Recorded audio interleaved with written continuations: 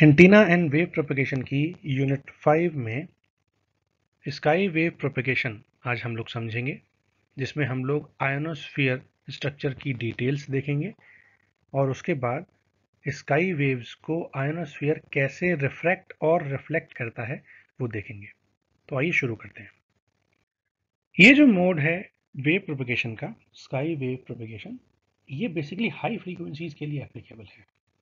ठीक है, जैसे हम ग्राउंड वेव प्रोपेगेशन या स्पेस वेव प्रोपेगेशन की बात करते हैं, वहाँ पर हम हाई फ्रीक्वेंसी वेव्स कंपैरेटिवली इस्तेमाल नहीं करते, फ्रीक्वेंसी की हाई रेंज इस्तेमाल नहीं करते।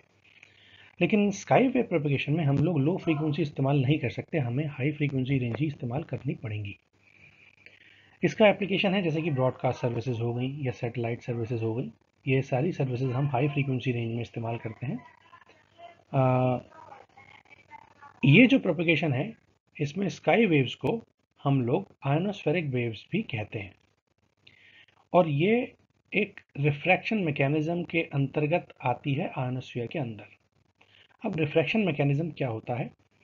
इलेक्ट्रोमैग्नेटिक वेव्स जो भी हम आयोनोस्फीयर की तरफ भेजते हैं, यानी आसमान की तरफ भेजते हैं, वो सूटेबल कंडीशंस के अंदर हमारी अर्थ पर वापस आ जाती हैं। They return to earth due to the refraction mechanism. तो जो हमने एक वेव स्काई में भेजी, लेकिन वो यहाँ आयोनोस्फीयर तक पहुंची और वो रिफ्रैक्शन हो गया, मतलब वेव की बेंडिंग हो गई and then it come back to the earth. यहाँ पर एक्चुअल में रिफ्लेक्शन नहीं हुआ है ना, वो रिफ्रैक्शन हुआ, वेव की पूरी बेंडिंग हो गई। इसको रिफ्रैक्शन मैकेनिज्म के थ्रू हम लोग आयोनोस्फीयर स्ट्रक्चर के थ्रू ये जो वेव वापस आ जाती हैं, उसको हम रिफ्रैक्शन मैकेनिज्म बोलते हैं। इनका जितना भी जो भी हमने वेव भेजी थी, वो सारी की सारी वेव ऑलमोस्ट आ जाती है, बहुत थोड़ा पार्ट लॉस होता है। और ये जिन फैक्टर्स पे डिपेंड करता है उनमें है कि हम कौन सी फ्रीक्वेंसी रेंज यूज कर रहे हैं, फ्रीक्वेंसी ऑफ ऑपरेशन क्या है, और जिस एंगल पर हमने वेव्स भेजी थी आयोनोस्फीयर के अंदर, वो एंगल कितना था। फॉर एग्जांपल, मैं एक वेव भेज रहा हूँ ये, तो अगर मैं इसका एंगल ऐसे मेजर कर रहा हूँ, तो ये angle from the earth surface, वो ये एंगल है ना। लेकिन हो सकता है मैं वेव कुछ ऐसे एंगल पे भेजूं, है ना, तो उसके लिए एंगल हो जाएगा ये वाला एंगल। आप देख सकते हो ये वाला एंगल बड़ा है, ये वाला एंगल छोटा है ना। तो एंगल, ये टेक ऑफ एंगल है बेसिकली। तो जो भी वेव मैं इस आयोनोस्फीयर में भेजूंगा, उसके टेक ऑफ एंगल पे भी ये चीज डिपेंड करती है कि कितना पार्ट मेरी वेव का आएगा और कितना पार्ट आयोनोस्फीयर के अंदर रह जाएगा। अब अगर मैं स्ट्रक्चरल डिटेल्स की बात करूं, तो स्ट्रक्चरल डिटेल्स में आयोनोस्फीयर में मेरे कई सारे रीजन होते हैं। मैं उस आयोनोस्फीयर को कई सारे रीजन में डिवाइड कर लेता हूं, डिस्ट्रीब्यूट कर लेता हूं। तो पहला रीजन है मेरा ये डी रीजन, है ना। ये डी रीजन यूजुअली 90 किलोमीटर की रेंज तक रहता है। और ये रीजन्स, उसके बाद आता है ई रीजन। ई रीजन लगभग 160 किलोमीटर के आसपास रहता है, 140 160, 90 से 140 160, ठीक। उसके बाद मेरे पास एफ रीजन है, और एफ रीजन को मैं दो पार्ट में क्लासिफाई कर लेता हूँ, F1 और F2। और उनकी अपर रेंज है वो है 400 किलोमीटर। 400 किलोमीटर तक मेरा ये आयोनोस्फीयर रहता है। वन बाय वन हम लोग डी रीजन, ई रीजन, F1 और F2 रीजन्स की क्या क्या स्पेशलिटीज हैं वो पढ़ लेंगे, और डे टाइम में और नाइट टाइम में क्या इनकी स्ट्रक्चरल डिटेल्स में कुछ डिफरेंस आता है वो देख लेंगे। तो सबसे पहले बात करते हैं डी लेयर की। डी लेयर में हम ये बोलते हैं कि ये 50 किलोमीटर से धरती की ऊपर, 50 किलोमीटर से लेकर के 90 किलोमीटर तक की हाइट पर ये डी लेयर एग्जिस्ट करती है। ये डे फिनोमेना है, डे टाइम फिनोमेना है, और रात में इस डी लेयर का कोई एग्जिस्टेंस नहीं होता। तीसरी चीज है, जो भी आयोनाइजेशन होता है डी लेयर में, वो कंपैरेटिवली कम होता है, क्योंकि अल्ट्रावायलेट रेज यहाँ तक नहीं पहुंच पाती। जो सन से अल्ट्रावायलेट रेज आती हैं धरती तक, वो डी लेयर में कंपैरेटिवली कम पहुंचती हैं as compare to E layer, F1 and F2 layer. इसीलिए आयोनाइजेशन का इफेक्ट सबसे कम होता है डी लेयर में। बहुत कम फ्रीक्वेंसी रेंज पे जो डी लेयर है, वो एक ह्यूज वेव गाइड की तरह एक्ट करती है, और वो कम्युनिकेशन पॉसिबल होता है केवल और केवल लार्ज एंटेना के थ्रू और हाई पावर ट्रांसमीटर के थ्रू। लो फ्रीक्वेंसी में या मीडियम फ्रीक्वेंसी रेंज में ये लेयर हाईली एब्जॉर्प्टिव होती है, मतलब वो सारी की सारी फ्रीक्वेंसी वेव्स एब्जॉर्ब हो जाएगी, सारी की सारी एनर्जी एब्जॉर्ब हो जाएगी। और डे टाइम कम्युनिकेशन में ये लगभग 300 किलोमीटर तक की रेंज में ये एग्जिस्ट करती है। ये रिस्पॉन्सिबल है डे टाइम एटेन्यूएशन में हाई फ्रीक्वेंसी वेव्स के लिए। लो फ्रीक्वेंसी वेव में ये एब्जॉर्प्शन नहीं है क्योंकि ज़्यादा एब्जॉर्प्टिव है ना। लेकिन अगर मैं डे टाइम की बात करूं तो डे टाइम में जितना भी एटेन्यूएशन होगा हाई फ्रीक्वेंसी वेव का, वो इस डी लेयर की वजह से ही होगा। ये जो लेयर है इसमें एब्जॉर्प्टिव नेचर मेगाहर्ट्ज रेंज में स्टार्ट होता है, सॉरी खत्म होने की शुरुआत होती है लूजिंग, है ना। 30 मेगाहर्ट्ज या उससे ऊपर की फ्रीक्वेंसी अगर मैं बात करता हूँ तो वहाँ पर हम डी लेयर को ये बोलते हैं कि डी लेयर में जितनी भी वेव 30 मेगाहर्ट्ज से ऊपर की फ्रीक्वेंसी की जाएंगी वो ऑलमोस्ट अनएटेन्यूएटेड रहेंगी, मतलब वहाँ पर कोई भी लॉस नहीं होगा। अब बात करते हैं ई लेयर की। ई लेयर में हम ये बोलते हैं कि 90 किलोमीटर से लेकर के 140 किलोमीटर तक धरती के ऊपर हम ये बोलते हैं, और इसकी डेंसिटी होती है मैक्सिमम अराउंड 110 किलोमीटर। ये ऑलमोस्ट कांस्टेंट है, और ये सीजनल वेरिएशंस के साथ दिन और रात के समय में या अलग अलग जो सीजन्स होते हैं विंटर समर सीजन्स, उनका इतना वेरिएशन इस लेयर पर नहीं पड़ता।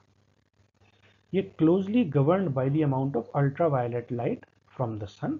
ठीक है, ये हम ये बोलते हैं कि अल्ट्रावायलेट लाइट जितनी भी आती है ये सारी की सारी उसके थ्रू ही गवर्न करिए पे डिपेंड करती है कि कितना एब्जॉर्प्शन है उसका, कितना वेव आयनोस्फीयर इस आयनोस्फीयर की ई लेयर में इफेक्ट हो रहा है उस वेव के ऊपर। और ये नाइट टाइम पे यूनिफॉर्मली डीके करता है, क्योंकि हम बोलते हैं अल्ट्रावायलेट रेज जो सन से आ रही हैं वो नाइट टाइम में तो आएंगी नहीं, तो ऑब्वियसली ये इफेक्ट डीके करेगा नाइट टाइम में। This layer permits medium distance communication in low frequency and high frequency bands. जैसे हमने अभी डी लेयर में देखा कि अगर हम कम फ्रीक्वेंसी रेंज की बात करेंगे तो वो डी लेयर में ही एब्जॉर्ब हो जाएगी सारी की सारी, बट ये लेयर जो है अगर ये लो फ्रीक्वेंसी रेंज में या हाई फ्रीक्वेंसी बैंड्स में, हाई फ्रीक्वेंसी रेंज में काम करते हैं तो ये एक मीडियम डिस्टेंस कम्युनिकेशन पॉसिबल कर सकती है। नाइट टाइम में डी लेयर जो है वो थोड़ी सी ऊपर हो जाती है और ई लेयर थोड़ी सी कम हो जाती है। जो हम बोल रहे हैं लगभग 50 से लेकर के 90 किलोमीटर तक, और ई लेयर है 90 से 140 किलोमीटर तक, तो 50 से 90 that will start from around 70 kilometre, और जो ई लेयर है मेरा वो 90 से शुरू हो रही है, दैट विल गो अराउंड 70। तो वो मेरा एक मीडियम रेंज मेरे को मिल जाती है लगभग उन दोनों ही डी और ई लेयर के बीच में मेरी ई लेयर उसको बोलते हैं। और नाइट टाइम में वो ई लेयर जो है वो डी और ई लेयर का कॉम्बिनेशन हो जाता है, और कंपैरेटिवली उसकी विड्थ जो है वो छोटी हो जाती है। अगर मैं F1 लेयर की बात करूं तो F1 लेयर 150 से 250 किलोमीटर के ऊपर एग्जिस्ट करती है अर्थ की सरफेस से, 150-250 किलोमीटर। और हम बोलते हैं कि समर सीजन में ये रेंज इतनी रहती है, और विंटर सीजन में चूंकि वहाँ फॉग कंडीशंस होती हैं, सनलाइट इतनी अच्छी नहीं आती, उसकी वजह से एटमॉस्फेयर में ह्यूमिडिटी के पार्टिकल्स हो सकते हैं, तो उसकी वजह से ये 300 किलोमीटर तक की रेंज में एग्जिस्ट करती है। समर में ये 150 से 250 के बीच में F1 होती है, और विंटर में 150 से लेकर के 300 किलोमीटर तक एग्जिस्ट करती है। This layer is almost constant. ये लेयर भी ऑलमोस्ट कांस्टेंट है, यहाँ पर सीजन में या डे और नाइट टाइम में वेरिएशंस नहीं होते हैं ज़्यादा।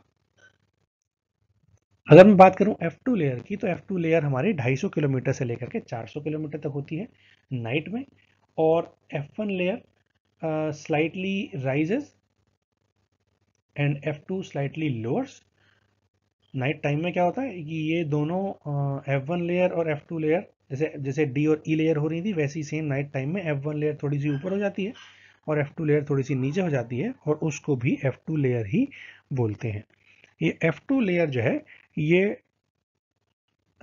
इस कंबाइंड लेयर को F लेयर भी बोलते हैं। और ये F2 लेयर जो है ये वेरिएबल होती है नेचर में, और ये पूरी की पूरी रिस्पॉन्सिबल है high frequency long distance communication के लिए। अगर ये F2 लेयर ना हो तो हम हाई फ्रीक्वेंसी में लॉन्ग डिस्टेंस कम्युनिकेशन नहीं कर पाएंगे, क्योंकि जो भी वेव की बेंडिंग होती है स्लाइटली लार्जर एंगल्स पे हाई फ्रीक्वेंसी रेंज के करस्पॉन्डिंग, वो इस F2 लेयर में ही सबसे ज़्यादा होती है।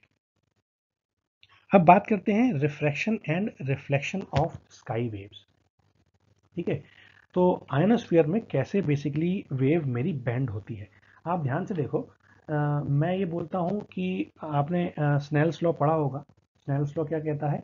स्नेल्स लॉ ये कहता है कि अगर मैं एक वेव को एक मीडियम से दूसरे मीडियम में ट्रांसमिट कर रहा हूँ, तो अगर एक मीडियम का रिफ्रैक्टिव इंडेक्स है फॉर एग्जांपल n1, दूसरे मीडियम का रिफ्रैक्टिव इंडेक्स है n2, ठीक है, और अगर मैं परपेंडिकुलर से उन वेव्स के एंगल्स चेक करूं, तो सपोज ये θ1 है और ये वाला एंगल θ2 है, परपेंडिकुलर से मैं एंगल मेजर कर रहा हूं।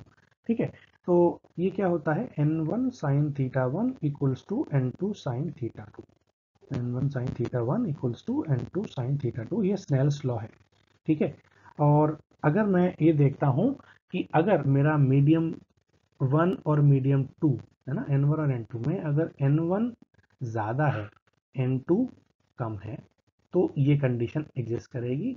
और अगर n2 ज़्यादा होगा, n1 कम होगा, तो मेरी वेव बेसिकली जस्ट उल्टी हो जाएगी। ये परपेंडिकुलर से ये डिस्टेंस ज़्यादा है क्योंकि ये n2 कम है ना, और ये मेरा एंगल कम है, दैट मीन्स यहाँ पर n1 ज़्यादा है। अगर n2 ग्रेटर देन n1 होगा तो वेव जो है वो कुछ ऐसे जाएगी। ये वेव है मेरी मीडियम 1 में और ये मीडियम 2 में हो गई, तो ये वाला एंगल जो है, दैट एंगल, ये θ1 है और ये θ2 है, तो हम बोलेंगे ये θ1 इज ग्रेटर देन θ2। यहाँ पर क्या होगा, θ2 ग्रेटर देन होगा θ1 के।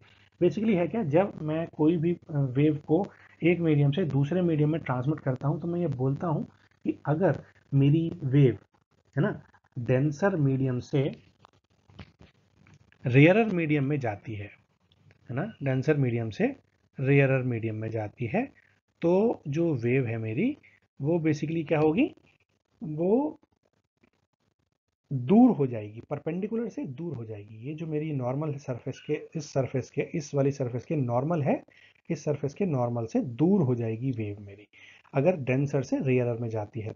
और अगर मैं इसका उल्टा बोलता हूँ कि रेयरर मीडियम से डेंसर मीडियम में जाती है, तो वो इस मीडियम में दूसरे मीडियम में नॉर्मल से पास हो जाएगी, जो आप इस वाले केस में देख सकते हो। अब डेंसर मीडियम है, दैट मीन्स मेरा यहाँ पर n ज़्यादा है और रेयरर मीडियम में मेरा n कम है। ठीक है, तो अगर मैं बोल रहा हूँ कि मेरा n1 जो है वो डेंसर मीडियम है और n2 जो है वो रेयरर मीडियम है, तो आप ये केस एज्यूम कर सकते हो पहला वाला। और अगर मैं बोलूँ कि मेरा n2 ज़्यादा है ना, n1 रेयरर है और n2 डेंसर है, n2 अगर ज़्यादा है, ये केस है, तो ये सेकंड वाले केस से हम रेफर कर सकते हैं। ठीक, अब हम क्या करेंगे इन केसेस में, इन दोनों ही केसेस में, चाहे कोई भी मीडियम हो, चाहे कोई भी केस हो, वो कंडीशन आप देख सकते हो। बट जैसे जैसे हम बोलते हैं आयनोस्फीयर में जा रहे हैं, दैट मीन्स आयनोस्फीयर में हमारे पास चार्ज पार्टिकल्स हैं। जो भी एटमॉस्फेयर है, धरती के आसपास जो एटमॉस्फेयर है, वो लगभग लगभग 50-60 किलोमीटर के ऊपर रहेगा, अर्थ के सरफेस से ऊपर, है ना। पार्टिकल जो भी रहेंगे, चाहे डस्ट पार्टिकल्स हों, चाहे मॉइस्चर के पार्टिकल्स हों, चार्ज पार्टिकल्स हों, वो सारे near to the earth surface रहेंगे। लेकिन जैसे जैसे हम धरती की सरफेस से दूर होते जाएंगे, वैसे वैसे हमारे पार्टिकल्स की जो डेंसिटी है वो कम होती जाएगी, मतलब नंबर ऑफ पार्टिकल्स हमारे घटते जाएंगे। तो अगर मैं बात करूं आयनोस्फीयर रीजन में, तो क्या आप मुझे बता सकते हो कि आयनोस्फीयर रीजन में क्या होगा, डेंसर मीडियम होगा या रेयरर मीडियम होगा? आयनोस्फीयर डेंसर नहीं होगा, रेयरर होगा। क्यों? क्योंकि डेंसर होगा अर्थ के नियर बाई रीजन, और ऊपर जितना हम जाते जाएंगे वहां पर हमारे एटमॉस्फेयर में पार्टिकल्स कंपैरेटिवली कम होते जाएंगे। तो हमारा आयनोस्फीयर जो होता है वो एक रेयरर मीडियम होता है as compare to the earth nearby region. ये जो रीजन है ये हमारा रेयरर होता है एज कंपेयर टू आयनोस्फीयर। तो यही बेसिक प्रिंसिपल है मेरी वेव के बेंड होने का। जैसे जैसे मैं यहाँ पर ये मेरा आयोनोस्फीयर है, यहाँ आयोनोस्फीयर शुरू हुआ, ठीक है, और ये मेरी अर्थ सरफेस के ऊपर वाला रीजन है, अर्थ एटमॉस्फेयर है, ठीक है। तो यहाँ पर मैं क्या बोल रहा हूँ, है ना, यहाँ पर मेरी वेव अगर कुछ ऐसे गई, ठीक, तो मैं अगर परपेंडिकुलर से एंगल कैलकुलेट करूँ तो ये एंगल होगा लगभग ये वाला, थीटा आई बोल दो, इंसिडेंट वेव है, ठीक। तो चूंकि ये वाला मीडियम n1 और n2 में रिलेशन क्या है, n1 is greater then n2, ये वाला मीडियम रेयरर मीडियम है, ठीक है, और ये वाला मीडियम डेंसर, सॉरी ये डेंसर मीडियम है, दिस इज डेंसर मीडियम, और ये मेरा रेयरर मीडियम है, ठीक है। ये रेयर है पार्टिकल्स, यहाँ पर रेयर है, यहाँ पर डेंस है पार्टिकल्स, ठीक। तो क्या होगा ऐसे में, हमारी वेव नॉर्मल से ज़्यादा बेंड होगी, मतलब मैं ये बोल सकता हूँ कि wave will be like this. जब वो दूसरे मीडियम में जाएगी, रेयरर मीडियम में जाएगी, तो वो नॉर्मल से अवे टेंड होगी, ठीक है। तो ये थीटा अगर मैं इसको बोलूँ आर, तो मैं बोल सकता हूँ कि theta R is greater than theta I in this particular case. इस वाले केस में मेरा थीटा आर ज़्यादा होगा थीटा आई से, क्योंकि n1 ज़्यादा है n2 से। अब जैसे ही वो और डेंस रेयरर मीडियम में गई, है ना, तो ये वेव का एंगल अब और छोटा हो जाएगा, ठीक है। फिर यहाँ पर और रेयरर मीडियम में गई, तो ये एंगल और छोटा हो जाएगा, ये वाला incident angle as compare to reflected angle, और धीरे धीरे करके ये वेव पूरी बैंड हो जाएगी। अब बैंड जब हो जाएगी तो वेव रेयरर मीडियम से डेंसर मीडियम में आएगी, तो वो फिर इधर की तरफ बैंड होगी, ना कि वो इधर की तरफ चली जाएगी, क्योंकि अब इस एंगल के करस्पॉन्डिंग नॉर्मल है इधर की तरफ, है ना, नॉर्मल इधर की तरफ है। तो ये जब मैं डेंसर मीडियम में एंटर करूंगा तो नॉर्मल की तरफ टेंड करूंगा, तो ऐसे ना होकर के वो ऐसे होगी, ठीक है। फिर जब और इसमें आएगी डेंसर मीडियम में, तो और इधर की तरफ बेंड होगी, तो कुल मिलाकर के वेव की इस तरीके से बेंडिंग हो जाएगी, जो आप इस इमेज में देख सकते हो। इस इमेज में मैंने वेव की बेंडिंग को एक कंटिन्यूस स्ट्रक्चर की फॉर्म में दिखा रखा है। यहाँ पर फाई जीरो जो है वो एंगल ऑफ इंसिडेंस है, और ये मैक्सिमम जहाँ पर मेरी वेव मैक्सिमम पॉइंट तक पहुँच रही है, इस पॉइंट पर मेरा एंगल फाई इंसिडेंट एंगल कितना हो गया, ये 90 डिग्री हो गया। उसके बाद मेरी वेव पूरी की पूरी बेंड हो जाएगी, और वो इस ट्रांसमीटर से इस रिसीवर तक पहुंच जाएगी, ठीक है। मैथमेटिकल कैलकुलेशंस या मैथमेटिकल डेरिवेशन जो है वो हम लोग अब शुरू करते हैं। आपको ये चीज़ आई होप समझ में आ गई होगी कि अगर मैं मीडियम डेंसर लेता हूँ और एक मीडियम रेयरर लेता हूँ, तो आयोनोस्फीयर जो है वो रेयरर मीडियम का एग्जाम्पल है, और जो अर्थ का स्ट्रक्चर है, अर्थ का एटमॉस्फेयर है, वहाँ पर मेरा डेंसर मीडियम है। तो जब मेरी एक वेव डेंसर मीडियम से रेयरर मीडियम में जाती है, तो it will bend, it will go away from the normal, और जब वो वापस रेयरर मीडियम से डेंसर मीडियम में आती है, तो wave will come towards the normal, और यही एक बेसिकली वेव का फिनोमेना है, और यही प्रिंसिपल जो है वो रिफ्रैक्शन कहलाता है, वेव रिफ्रैक्शन। अब इसकी थोड़ी सी मैथमेटिक्स समझते हैं। मैथमेटिक्स समझने के लिए हमें एक चीज़ ध्यान से देखनी पड़ेगी कि आयोनोस्फेरिक रीजन में जो है हमारा, वो हमारे होते हैं चार्ज पार्टिकल्स यानी इलेक्ट्रॉन्स। तो अगर मैं नीचे से कोई एक वेव भेजता हूँ, इलेक्ट्रोमैग्नेटिक वेव, तो अगर इलेक्ट्रिक फील्ड की प्रेजेंस में उस इलेक्ट्रॉन पर कोई ना कोई फोर्स लगेगा। तो सपोज फॉर एग्जांपल उसका जो चार्ज था वो था इलेक्ट्रॉन ई, है ना, इलेक्ट्रॉन का चार्ज था माइनस ई फॉर एग्जांपल, क्योंकि नेगेटिव नेगेटिव चार्ज होता है इलेक्ट्रॉन का, नेगेटिव साइन, ठीक है, और ये इलेक्ट्रॉन का चार्ज है ई, ठीक है। तो उस पर जो फोर्स लगेगा वो क्या होगा, वो होगा माइनस का ई टाइम्स ई। यहाँ पर ई मैं अपने सिंप्लिसिटी के लिए मान लेता हूँ कि ये जो ई है मेरा, वो ई एक्स ए एक्स कॉम्पोनेंट उसके अंदर है, ठीक है। और ई एक्स की वैल्यू क्या है, ई एक्स की वैल्यू मैंने for example E sine omega T अपने सिंप्लिसिटी के लिए साइन वेव एज्यूम करी है, ठीक है। तो अगर ये f इक्वल्स टू माइनस का ई है तो, लेकिन अब आप ध्यान से देखो, अगर मैं एक चार्ज पार्टिकल पर एक फोर्स लग रहा है, तो वो ऑब्वियसली उस चार्ज को एक्सेलरेट करेगा, और अगर उसको एक्सेलरेट करेगा तो उसके अंदर फोर्स को कैलकुलेट करने का एक दूसरा तरीका भी है, F equal to M A Newton's law से, है ना। और ए क्या है मेरा, एक्सेलरेशन। तो अगर मैं एफ की वैल्यू को आइडेंटिफाई करूं, तो एफ क्या होगा, यहाँ से एफ होगा एम यानी इलेक्ट्रॉन का मास, और ए होगा D square X over D T square, कितनी डिस्टेंस चली उसका differentiation 2 times with respect to time. ठीक है, अब मैं इस वाले f को इस वाले f के साथ इक्वेट कर दूंगा, तो क्या आएगा मेरा m D square X over D T square equals to हो जाएगा माइनस का e टाइम्स e, और ये e क्या है, ये e है ex, और ex की वैल्यू कितनी है, e साइन ओमेगा टी, मतलब e साइन ओमेगा टी। ठीक है, यहां से अगर मैं D square X over D T square निकालूं तो वो कितना हो जाएगा, दैट विल बी माइनस का E upon M sine omega T. अब अगर मैं वेलोसिटी आइडेंटिफाई करूं तो ये है एक्सेलरेशन, अगर मैं वेलोसिटी आइडेंटिफाई करता हूं तो दोनों तरफ इंटीग्रेशन कर सकता हूं विद रिस्पेक्ट टू टाइम। ठीक है, तो ये क्या हो जाएगा, इसको with respect to time integrate करूंगा तो ये हो जाएगा D X by D T, ये हो जाएगी वेलोसिटी, है ना, ये हो जाएगा मेरा वेलोसिटी। ठीक है, और अगर मैं इसको सॉल्व करूंगा तो कितना आएगा, ई माइनस का E capital E divide by M, sine का हो जाता है माइनस का कॉस, माइनस से वाला माइनस हो जाएगा प्लस कॉस ओमेगा टी। ठीक है, और डिवाइड बाई ओमेगा, तो ये मेरी आ गई वेलोसिटी। अब मेरे पास ऐसा तो है नहीं कि उस आयोनोस्फीयर में केवल एक ही चार्ज हो, मेरे पास एन नंबर ऑफ चार्ज है, तो अगर नंबर ऑफ चार्ज है एन तो चार्ज डेंसिटी कितनी होगी, एन टाइम्स ई।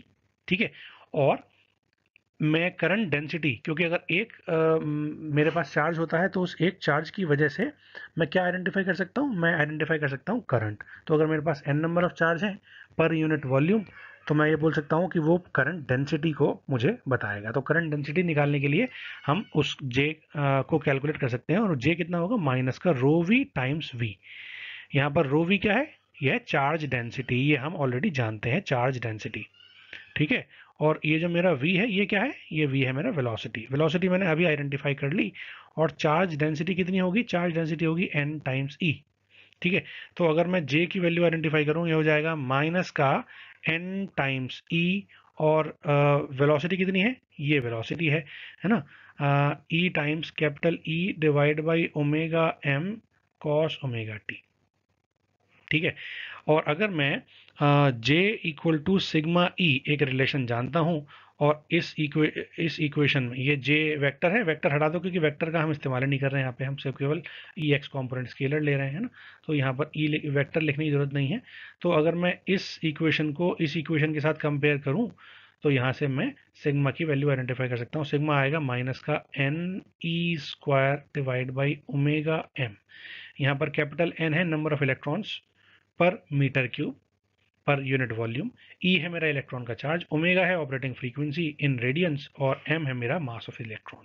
ठीक है, अब हम मैक्सवेल्स इक्वेशन से मैग्नेटिक फील्ड आइडेंटिफाई करेंगे, और फिर वहां से हम क्या आइडेंटिफाई करेंगे, हम आइडेंटिफाई करेंगे एप्सिलॉन आर रिलेटिव परमिटिविटी। ठीक है, अब हम मैक्सवेल्स इक्वेशन का इस्तेमाल करेंगे। दो मैक्सवेल्स इक्वेशन हम जानते हैं, del cross H equal to J plus del D by del T,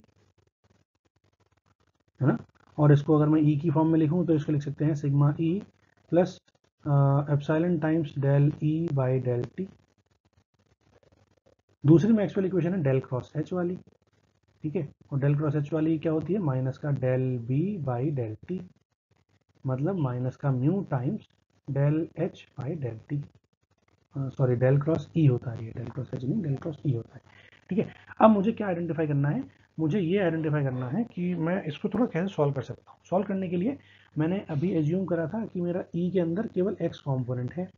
ठीक है, वेव कहाँ ट्रैवल कर रही है, वेव ट्रैवल कर रही है यानी प्रोपेगेट कर रही है इन वाई डायरेक्शन में, सॉरी जेड में, ऊपर की तरफ जा रही है। ठीक है, और तो अगर ई तो हम पॉइंटिंग वेक्टर से निकाल सकते हैं A E cross A H equals to A P, मतलब वहां से हमारा एच कॉम्पोनेंट आ जाएगा, वो कितना आ जाएगा, ए वाई डायरेक्शन में आ जाएगा। अब हम क्या करेंगे, अब हम इसको सिंप्लीफाई करेंगे थोड़ा सा। ठीक है, तो इसको सिंप्लीफाई करने के लिए मैं क्या लिख सकता हूँ, उसको लिख सकता हूँ J plus epsilon times del E by del T. ठीक है, तो इसको लिख सकते हैं हम del E X by del T, vector हटा दूंगा मैं। ठीक है, इक्वल्स टू हो जाएगा डेल क्रॉस एच। ठीक है, अब देखो ये जो चीज़ है ये क्या है, ये इसको लिख लो आप चाहे तो सिग्मा ई एक्स। ठीक है, सिग्मा ई एक्स, ये भी ई एक्स है, ये भी ई एक्स है, मतलब इसका भी एक्स कॉम्पोनेंट आना चाहिए। ठीक है, हम सॉल्व कर लेते हैं। डेल क्रॉस एच होता है A X A Y A Z, ठीक है, del by del X, del by del Y, del by del Z, और एच एक्स एच वाई और एच जेड। एच एक्स तो है नहीं, एच जेड भी नहीं है, क्योंकि एच वाई है केवल, ठीक है, एच वाई है, ठीक है। तो ए एक्स कॉम्पोनेंट लेना है मुझे, ए एक्स सॉल्व करना है। ए एक्स क्या आ जाएगा, ए एक्स आ जाएगा del H Z over del Y minus del H Y over del Z. अब ये चीज़ तो जीरो है ना, तो क्या बचेगा माइनस का del H Y over del Z A X क्या, ये चीज़ मेरी क्या हो जाएगी, ये मेरी डेल क्रॉस एच हो जाएगी। मतलब मैं इसको लिख सकता हूँ माइनस का del H Y over del Z A X cap, ठीक है, ये मेरी एक इक्वेशन बन गई। ठीक, ऐसे ही मैं दूसरी इक्वेशन यहाँ से आइडेंटिफाई कर लूँगा, है ना, यहाँ से आइडेंटिफाई कर लूँगा, और ये इक्वेशन हो जाएगी डेल क्रॉस ई, तो वहाँ पर आ जाएगा एच डेल क्रॉस ई, मतलब ई, ये क्या है, ये एच वाई वाला कंपोनेंट है, एच वाला है ना, ये वाला एच वाई वाला कंपोनेंट है, ठीक है। तो पहले इसी को लिख लेते हैं, माइनस का mu del H Y over del T, ठीक है। और ये क्या आ जाएगा, जैसे हमने ये सॉल्व करा है इस मैट्रिक्स से, बिल्कुल सेम उसी मैट्रिक्स से हम लोग क्या सॉल्व कर लेंगे, यहाँ पर हम कर देंगे ई, दूसरा कलर ले लेते हैं, ठीक है, सपोज दिस इज ई, थोड़ा ज़्यादा लाइट हो गया, डार्क ले लेते हैं, है ना, ई एक्स ई वाई और ई जेड। मेरा ई एक्स तो है, बट ई वाई और ई जेड यहाँ पे जीरो है, तो मेरा कौन सा कॉम्पोनेंट आएगा, मेरा कॉम्पोनेंट आएगा ए वाई, माइनस का ए वाई कैप क्या आएगा, del E Z over del X minus del E X over del Z, ठीक है। ये चीज़ तो जीरो है, क्योंकि ई एक्स जीरो है, तो ये तो आएगा नहीं, और इस वाले माइनस से ये वाला माइनस कट जाएगा, हो जाएगा प्लस।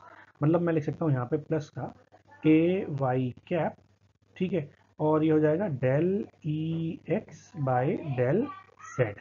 अब आप देखो, चूंकि मैं यहाँ पे भी वाई कॉम्पोनेंट ले रहा था, तो इस ए वाई को लिखने की कोई ज़रूरत नहीं है ना, क्योंकि वेक्टर नहीं है। सिमिलरली इस एक्स को भी लिखने की यहाँ पे कोई ज़रूरत नहीं है, ठीक है। तो ये दो इक्वेशंस मेरे पास आ गई। अब मैं इन दोनों ही इक्वेशंस को फर्दर सॉल्व करूंगा, और वहां से अपना ई एप्सिलॉन रिलेटिव परमिटिविटी आइडेंटिफाई करूंगा। तो अभी हमने क्या डिराइव करा, अभी हमने डिराइव करा J plus epsilon not del E X by del T equals to minus का कितना था, माइनस का del H Y over del Z.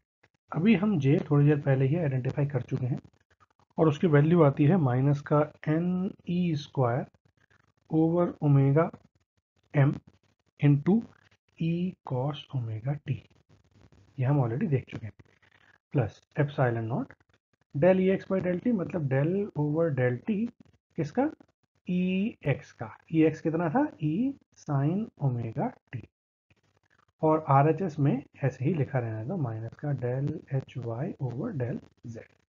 Now अगर मैं इसका डिफरेंशिएशन करूं विद रिस्पेक्ट टू टाइम, मुझे क्या मिलेगा, मुझे मिल जाएगा plus epsilon not into omega into E cos omega T, है ना, और यहाँ पर माइनस का N E square upon omega M E cos omega T तो है ही। अब ई कॉस ओमेगा टी और ई कॉस ओमेगा टी दोनों में कॉमन है, तो ई कॉस ओमेगा टी दोनों में कॉमन ले लो, क्या बचेगा, ये बचेगा माइनस का N E square upon omega M plus epsilon not into omega. अगर मैं ओमेगा भी कॉमन ले लूँ, है ना, तो ये हो जाएगा omega into E cos omega T, और यहाँ क्या बचेगा, यहाँ बचेगा epsilon not minus N E square upon omega square M, क्योंकि एक ओमेगा मैं ऑलरेडी कॉमन ले चुका हूँ, तो ऊपर ओमेगा है नहीं, तो मैं नीचे डिवाइड करना पड़ेगा मुझे, तो E square upon omega square N by M, ये चीज़ मेरे को मिल जाएगी। और आर एच एस क्या चल रहा था, आर एच एस मेरा वही चल रहा था, माइनस का del H Y over del Z.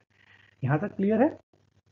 एक स्टेप और सॉल्व कर लेते हैं उसको, है ना। अभी हमने क्या लिखा था, अभी हमने लिखा था हमारा ई ओमेगा कॉस ओमेगा टी बाहर था, ठीक है, और साथ में आ रहा था कितना, एप्सिलॉन नॉट माइनस का N E square upon M omega square, है ना, ये आ रहा था। अगर मैं एप्सिलॉन नॉट भी कॉमन ले लूँ, ठीक है, तो ये क्या हो जाएगा, this will become epsilon not E omega cos omega T, और ये जो बचेगा ये बचेगा 1 minus N E square upon M omega square.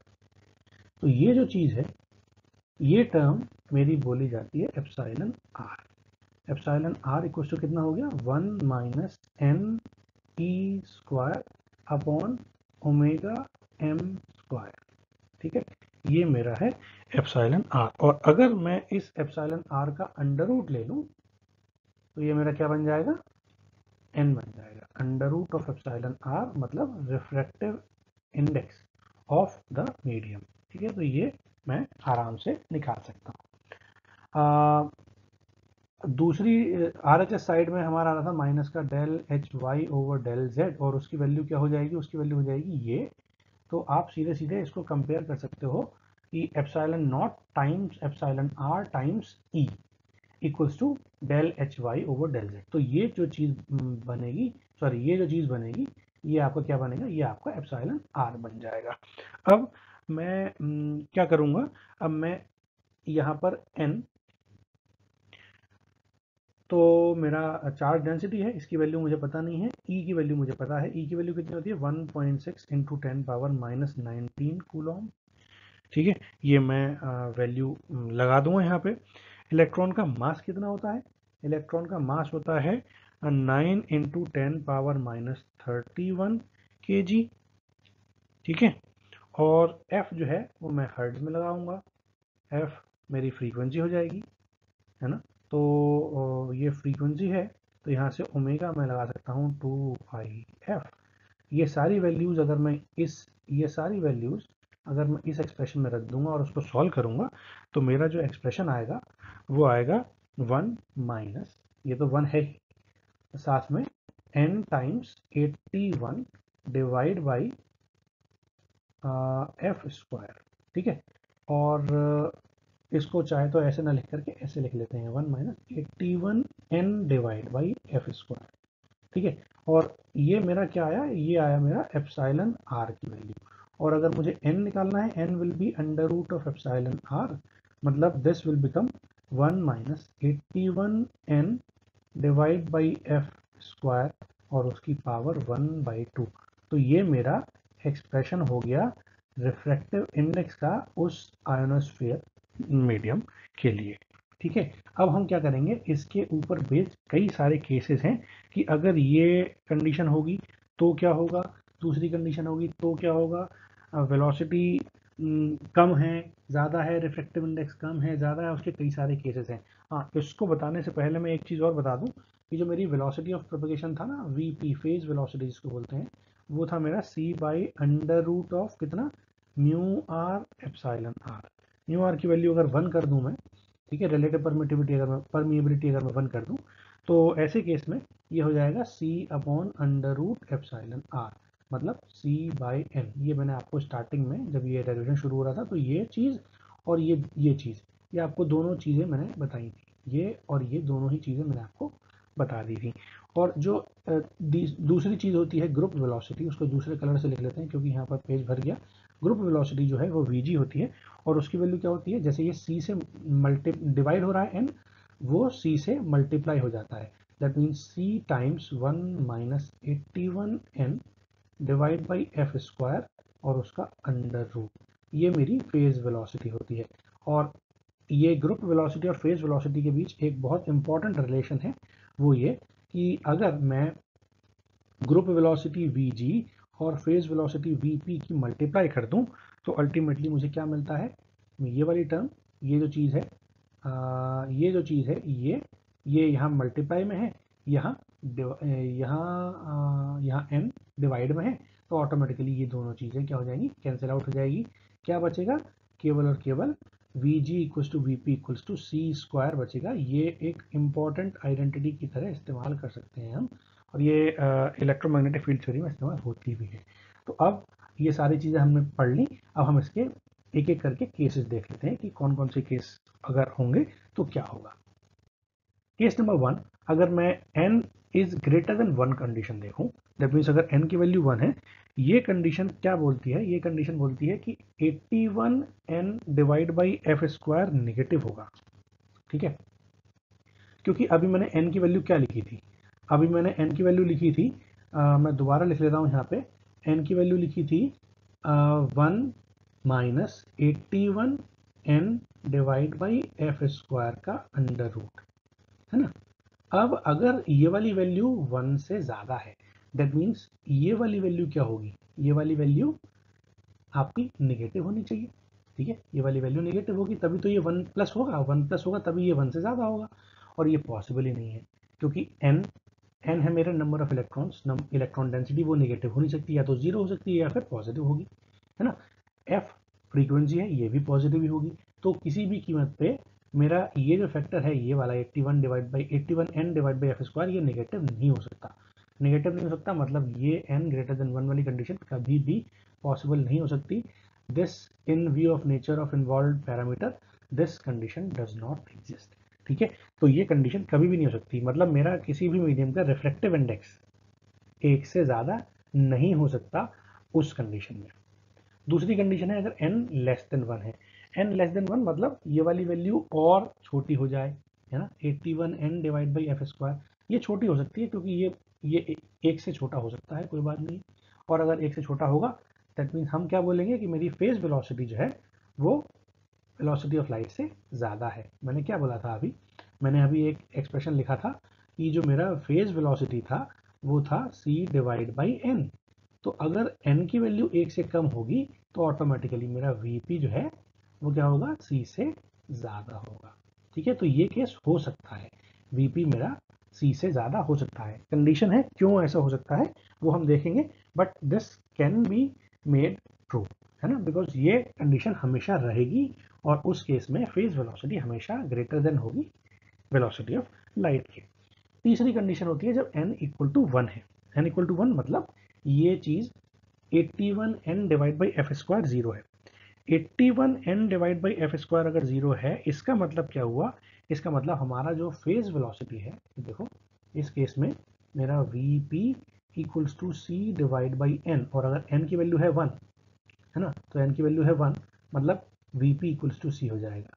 We P equals to सी मतलब यहाँ पर मेरी फेज वेलोसिटी जो है वो स्पीड ऑफ लाइट के इक्वल होगी, और जो मेरा फाई जीरो है ना, वो मैक्सिमम एंगल होगा।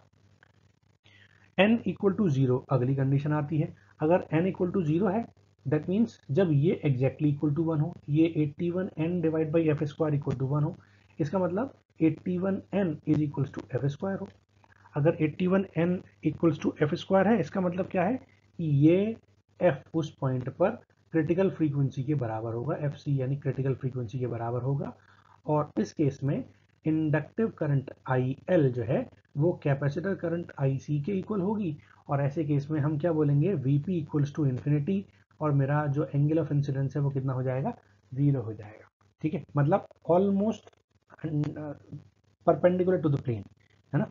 फाई मेरा क्या था? फाई मेरा ये वाला एंगल था, ये वाला एंगल फाई। ठीक है, तो अगर ये मैं ऐसी वेव दूंगा तो ऑटोमेटिकली परपेंडिकुलर की तरफ ये एंगल मेरा कितना हो जाएगा? 0, मतलब ऐसे केस में फाई इक्वल टू 0 हो जाएगा। तो ऐसे केस में आई एल यानी इंडक्टिव करंट और कैपेसिटिव करंट दोनों बराबर होंगी, और उसकी वजह से चूंकि n इक्वल टू 0 हो गया, n इक्वल टू 0 है तो मेरा V P equals to C upon N. Logically अगर n की वैल्यू 0 है तो वी पी क्या हो जाना चाहिए? इन्फिनिटी हो जाना चाहिए। ठीक है, वी पी अगर इन्फिनिटी हो गया मतलब ये कंडीशन अगर होगी ट्रू, दैट मीन्स उस वेव की वेलोसिटी क्या है? इनफाइनाइट, मतलब वो वेव वापस आएगी ही नहीं। It will penetrate the ionospheric region, it can not come back. ठीक है, और सबसे लास्ट कंडीशन है जब 81n divide by F square की वैल्यू 1 से बड़ी है।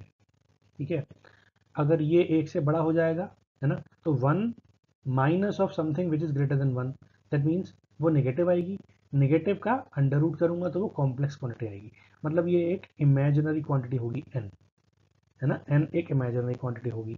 इसका मतलब क्या है कि इस केस में आयोनोस्फेरिक shall not be able to transmit a wave, यानी इस पर्टिकुलर केस में जब 81n divide by F square अगर एक से ज़्यादा है, उस केस में कोई भी पॉसिबिलिटी नहीं है कि मेरा आयोनोस्फीयर वेव को ट्रांसमिट कर पाए, मतलब वेव को रिफ्रैक्ट कर पाए टुवर्ड्स द ग्राउंड। इसका मतलब ये है कि ये पूरी की पूरी वेव जो है वो स्पेस में एटेनुएट हो जाएगी, मतलब वो लॉस्ट हो जाएगी, उसका कोई भी एम्पलीट्यूड अर्थ की तरह वापस नहीं आएगा। that every single amplitude will vanish within the ionosphere region। तो आज के लेक्चर में इतना ही। Thank you.